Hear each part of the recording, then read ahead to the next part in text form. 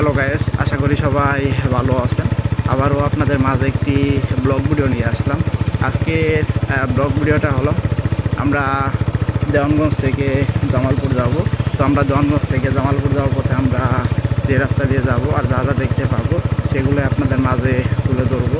তো আমরা যাওয়ার পথে এদিকে দেখতে পারতেছি অনেকগুলা শিমুল গাছ, আপনারা দেখতে পারতেছেন। শিমুল গাছের যে এক জাতীয় কলা, সেই কলাগুলো আমরা দেখতে পারতেছি গাছে কত সুন্দর করে ধরে আছে।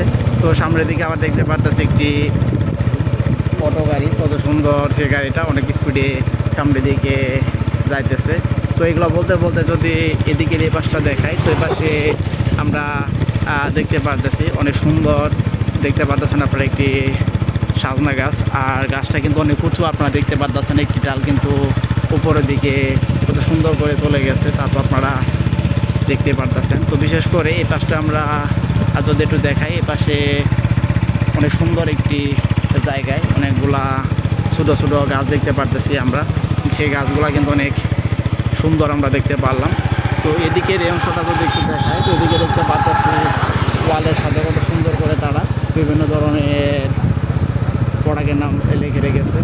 তো বিশেষ করে এই পাশটা আমরা আরও দেখতে পারতেছি কত সুন্দর এই গাছের পাতাগুলো, ছিল সেই পাতাগুলো অনেক সুন্দর লাগতেছে। তো